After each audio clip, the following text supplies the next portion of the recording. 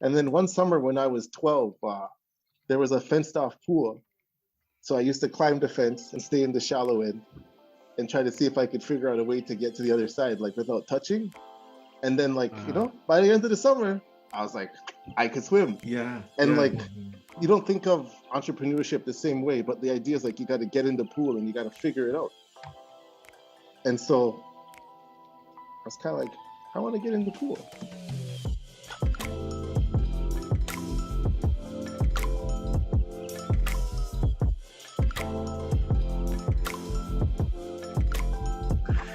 Hey Carl, how you doing, brother? Hey Shawn, what's going on, man? Doing good, doing good. Life is good. Happy Friday. On to a new week, yeah. So thank you for your time today.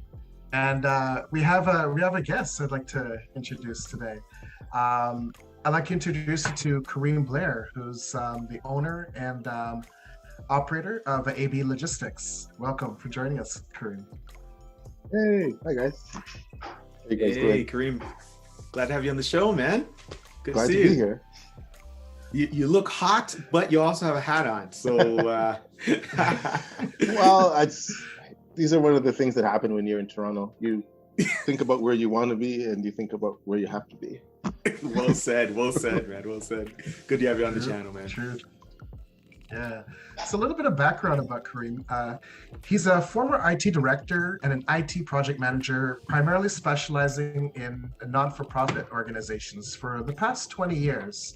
He recently made the bold step of becoming an entrepreneur and launching his very own logistics company that serves the Greater Toronto region. So we thought we absolutely have to have you on and talk to you and hear your stories. So thank you again, Karim, for joining us today. Thanks. Again, I'm happy to be here, and it was a fun transition. And sometimes you don't spend so much time thinking about your journey when you're busy doing. You kind of caught up in the day to day. So every now and then, it's nice to reflect and kind of see like where I've been and where I'm headed. That's a good segue, because actually I want to know a little bit more about that. So tell me about that journey, and if you can reflect with us. I'm curious to hear some of your background and your relationship. I know you and Shawn are good friends, so I'd like to hear a little bit more about that as well. Okay, well, given the format, I won't speak forever about me and Shawn and our relationship, our bond.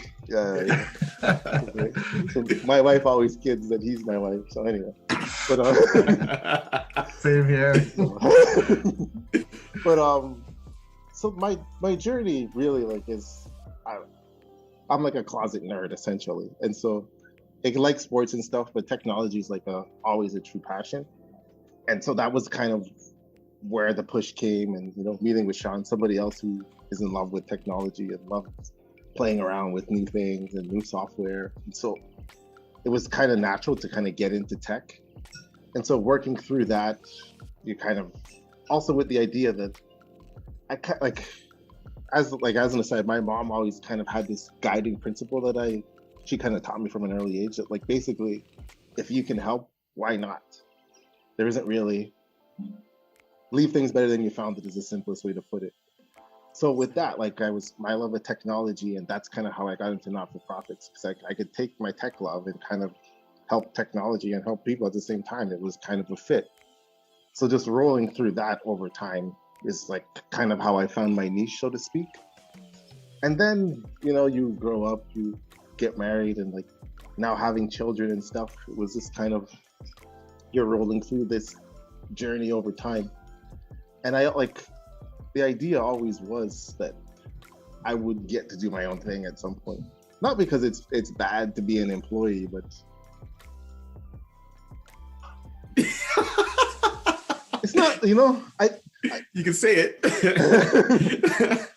We've all been there. Yeah, it's, I don't know, sometimes it's certain times, especially doing project-based work, you can understand that there's time constraints and approvals or change management that can really delay the execution of just getting things done.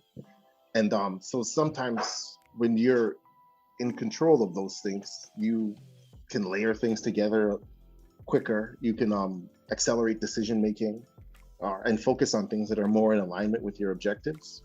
So those are a lot of the main like drivers to getting to go do something, along with the idea that like, so sometimes you don't know you can do something until you do it, right? Right. And that's it. So, you know, it's funny, like this is not the best analogy, but I never grew up and got swimming lessons and all that kind of stuff. And then one summer when I was 12, there was a fenced off pool. And so every day, like the classes would end there at 11, and from like noon to 3, nobody would be in the pool. So I used to climb the fence and stay in the shallow end and try to see if I could figure out a way to get to the other side, like without touching. And then like, you know, by the end of the summer, I was like, I could swim. I wasn't really a good swimmer. Like I'm not gonna tread water and relax, but I could definitely get from one edge to the other edge. Yeah. And like, you don't think of entrepreneurship the same way, but the idea is like, you got to get in the pool and you got to figure it out. And so I was kind of like, I want to get in the pool. I like I'm that. swimming, man. Now I'm swimming. So I like that analogy. I really like that analogy, especially from you getting from one end to another. I mean, as you're saying, it was as a project manager. has anyone else heard this story? I guess not, right? But it's very interesting. Like it's a great analogy. You know, teaching yourself how to swim, getting from one end to the other. That's almost PM as well. Like I mean, project management and freelance, they in freelancing, they go hand in hand because essentially that's what you're doing, right? Like, I really like that. I see how that how you're trying to get to one end to the other, but learning how to do that. Certainly, when my early days of PMing, that's exactly how it was as well. And Shawn, I'm sure you can relate as well, eh? Absolutely. Yeah, I definitely want to unpack that further. And the analogies just make it so crystal clear, and I can definitely relate. I'm fascinated. Like, what compelled you to move from the IT director, IT project management, to becoming an entrepreneur? What was that catalyst for you, that driver? Well, a big part of it was like being ready, to be totally honest. Like I had some small discussions with you, obviously, kind of about like the idea. And then like we talked back and forth about it and about like some of the pros and cons. And the push away from, because I had been doing consulting work already. So the idea to like transition didn't feel as far of a stretch, but changing industries did feel like, whoa, wait a second, wait, this is totally different. But like digging into the industry, and probably like one of the things that was the most eye-opening was like my shortest projects are like 3 months, right? So like everything takes long just because of the nature of the way IT works. Even with agile projects where you're doing sprints and stuff, you're still releasing small packages. You're not finished. And the appeal with the logistics was you could start and finish something like in a day. So you could go in, you could talk to someone, assess what their situation is, set up the contract, and then it was done. So like, as an aside, like if you guys go and order like a pile of bricks for your backyard because you're gonna make a hut, like, you know, you buy the bricks come to your house, like that, it's over. Then you get to build your stuff. But like that part of the project is finished, and that was really like the appeal, that like you could start and finish something, and it doesn't have to linger. Where like every software implementation has to linger. Change management has a whole cycle.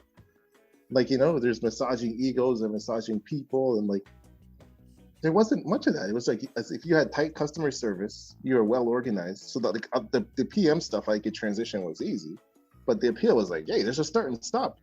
Yes, because I don't get that. And so like that was it. And so it was kind of, that was really the big appeal. And then like, then the pandemic hit, and then like it was kind of like, oh, sometimes timing is good.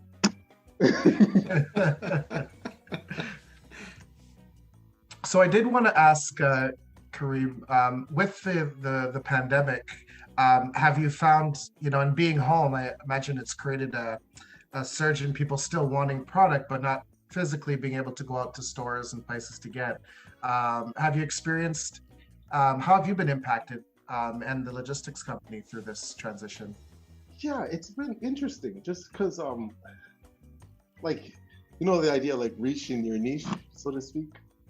And that's one of the the difficult things you find when you're starting out, like with any business, that getting that laser focus, because it's kind of like you want money, so you're gonna say yes to everything because you kind of need to keep the lights on, get things going, so to speak. But in a weird way, the pandemic almost forced me to like tighten in like what I was trying to do, because originally like the original focus was broader and like not really, what's the best way to describe it? Not really in an area that actually, when I thought about it more long term, would best served me. So having to react to like market conditions and tighten your focus actually helped like my company be a lot better and more productive, because like you weren't chasing the unicorn, if that makes any sense. Just things that just didn't make sense, weren't a real fit, as much as like, so you focused on things that were a bit more aligned. And yeah, because one of the downsides to the pandemic is there was also a lot more like fly-by-nights and people looking to take advantage. Like in everything, there's like always a price war and a race to the bottom, and I was always like, I don't want to get involved in that because it's like not sustainable. Like and so you want to you also want to provide viable income and stable jobs for people at the same time. And so that was, if there was an issue, that was something that I found, is that people were looking to take advantage of folks with the way things were working. And so spending some time finding the right stuff was probably a big takeaway from the pandemic, as far as like teasing out the right things to look for, and like looking past just the first year and just getting your head above, like if you're going back to the swimming analogy, focusing less on just getting your head above water and trying to focus on like where you're actually trying to go and what type of things are going to help you get there. And so that's really what you got to work on during the pandemic, with being home and having like endless amounts of time. And so as much as being distracted and like getting all types of information and learning quite a bit, as far as immersing yourself in something new. But that was really the biggest takeaway. It's like, okay, like, because you can spend a lot of energy doing things that aren't going to get you anywhere. And so that's it, along with like the financial implications, like financial based decision making is, I guess, is a good way to frame it. Because I didn't have like a commerce background and all that kind of stuff. So learning and applying a lot of those principles were all very new. But it's interesting to see like how like entrepreneurship benefits life. And I mentioned that in that so because I'm forced to pay attention to like ledger receipts, like things like receivables, outgoings, your cash flow, things that were kind of like, I mean, they're accounting formulas and graphs, but somebody else takes care of that. Well, that I'm somebody else. And so with that, like it forces you to kind of learn and understand those things. And so why I bring that up is now in my life, I have my annual budget, and then I have my monthly targets. And then so you can kind of see your regular bank account, which is like your life flow. So things are coming in and out. How much do I need to like achieve what I want to do personally, like aside from like the business cycle? And like, are those aligned? Because they need to be. Like you need, like, if your goal is to be a millionaire, that's fine. If you just want to be comfortable, that's fine too. But being able to manage both of those together, and the idea that like understanding that stuff takes away a lot of the stress. Because then like it kind of focuses you on kind of what you need to do, versus like you're proactive versus reactive. And like being in a reactive position is difficult, because like you really don't ever feel like you're in control. And like, because of like, project manager, like everything starts with a plan. You need to know what's up, so that like because if you know what's up and then something comes up, you can react. But if you're just reacting, everything is hard. Makes sense. Yeah. That makes so much sense. I'm curious to know now. I mean, you gave us several examples of the, I guess, lessons learned, right? The being a niche, being a niche, or knowing your niche, understanding that now you are a player that has to understand the economics and the finances. I'm curious to know now that you're in this new career path and beyond, I guess, COVID in 2020, what are some of the, I guess, biggest learnings you got and maybe challenges that you're overcoming now in this new career path?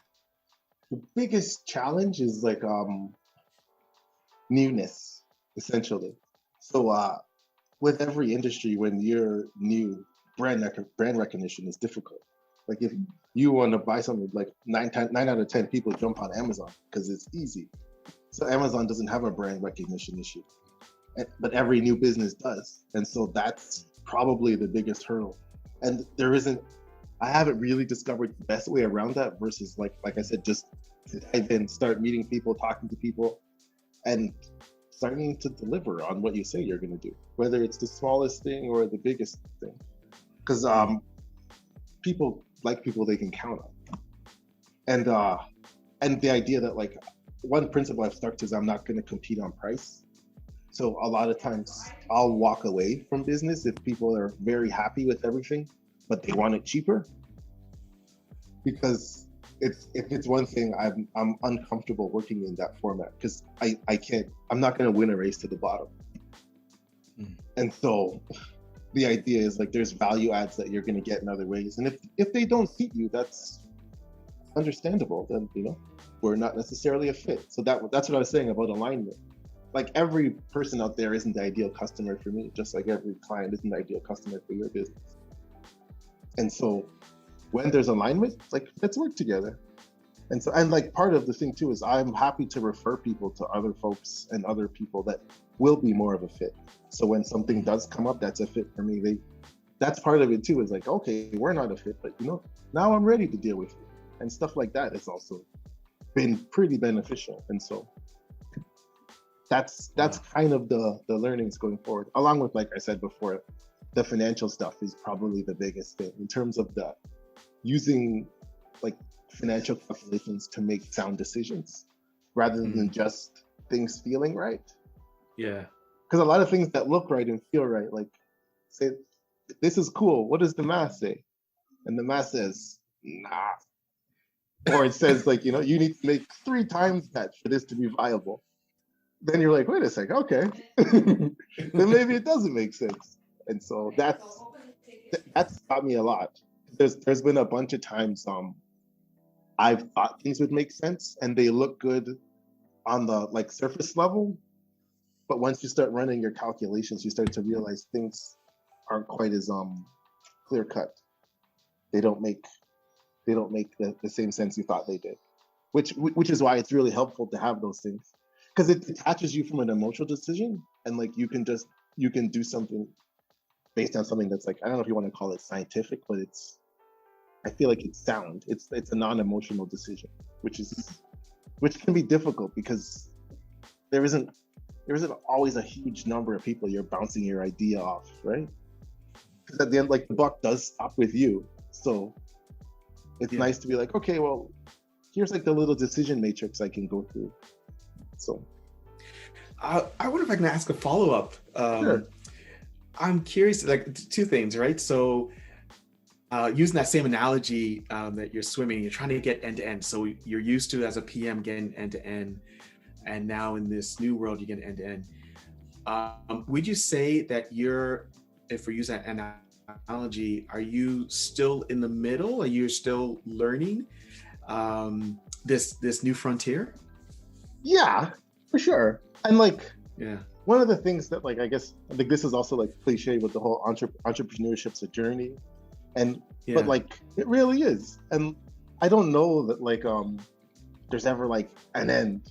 if that makes any sense. Okay. In that, Okay. because you get to a certain point, but by the time you get to that point, you're not who you were when you started. So you're evolving, right? So because you're evolving the whole way, like your goals are evolving at the same time too. So like what you envision for your business in year 1 and what your business is in like year 3 and year 5, it's probably not going to be the same thing. And interesting. That's okay. And that's okay. It is, right? Like it's the worst thing I feel like you could do is like, okay, I have this hard, steadfast vision. That's it. And you never go back and touch it again. When like every 6 months you learn things, people are influencing you in different ways that like you should always be able to reassess and kind of see what's going on, because you can compare it to the plan you have, but also add or change things. Like if there's a new feature enhancement and you're stuck to only what you're going to do and you can't take advantage of it, that doesn't make any sense. Yeah, yes. And so like it doesn't mean to, yeah, go ahead, sure. No, sorry, I have to cut you off. Continue.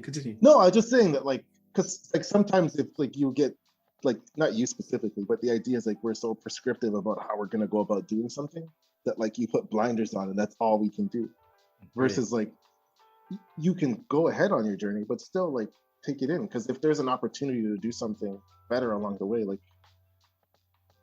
you need to be, it's a fast moving adaptable environment. You need to be able to make change. And if you're too focused on just the one thing, I feel like you, not saying you don't want to focus on your goal, but you have to, because there's environmental factors that are going to change, you need to be able to adapt to some of those things. Well said. I was just going to ask another thing where I'm curious to know, again, using this analogy, I love the pool analogy, so I'm going to just use it. Now that you've transitioned to this career path, do you look back and is there anything that you miss in your previous path? The only thing that like, I wasn't say the only, but one of the key things that I miss is new technology. And like, it's one of the reasons I enjoy being around students, because they remind me of this, they're like, oh, nothing impossible. And it's interesting to really hear that, because sometimes you get beaten down in life and you're like, oh, you can't do that, or oh, that'll take way longer. And it's, yeah, why not? And it's really interesting to hear that. So that's, if there's something I miss, that's kind of what I miss, because there's lots of like new technologies and codes and stuff, and I'm like, I get late. And that's just because you got other stuff going on. You don't have time to be thinking into like, you know, the emerging technologies and playing with like a lot of that stuff. Like in a different life, I would be playing a lot more with blockchain, like messing with Angular and playing with like emerging technologies and stuff. Where now I'm kind of like, I heard of it and I know about it, but it's like, I'm not elbow deep at all. And that's, no, I know what I'm good at, right? So it's like, you can't dabble in that anymore, right? Not at this time. Yeah, I got it. It's fun. That's what, as a miss, I like it's, but like my background technically is in development, and so it's always like in the back of my mind. I'm like, yeah, I wonder if I can still do it. And then you kind of want to, and then you're like, I mean, there's only so much time in the day, right? So you're just like, yep.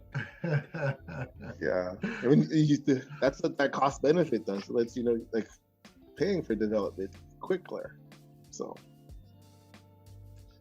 Yeah, I can definitely relate. I understand where you come from, man. You know, I just want to take a chance again to thank you for your time and the opportunity to hear your story and your transition. And you've given us some really great analogies, as well as really critical factors as it relates to right sizing delivery and managing your price points and not avoid racing to the bottom. And also that focus too, just like a fountain of wisdom you just applied upon us. So I really appreciate it. Well, the one thing I always took from you that is drive. Like, we can talk about a whole bunch of other things, but that's really where it starts from. And if you don't have that, you have it in abundance. But there's a whole bunch of other. It's true, but like that's that's really what it is. Because like, there's gonna be things that come up. There's roadblocks. Nothing's easy. But if you don't have that drive, you're not gonna get it done. And just to touch on the swimming thing, I do find it funny that 3 black guys are talking about swimming. Big difference. Oh man. Well said, sir. Some cliches are true. I had to take swimming lessons because I had to do it for physio. I ripped my tendon, so I had to use swimming as a part of physio, so I learned. Oh boy, but that was like, yeah, but that was like 15 years ago, so I wasn't swimming up to that until then. Call you Carl Phelps? No, not even. Yeah, in regards to my swimming, yeah, let's just not go there, man. We've had a few races in the pool. So, all right, cool. Well, it's definitely a pleasure as always. Thank you, Karim. Carl, you know, we do what we do. Thoroughly enjoying these sessions with you. And to our audience out there, so there you have it, folks. Here's another discussion about transformation and in the real world. So definitely join us next time for another hard-hitting episode of Transformation on As Is To Be. Peace.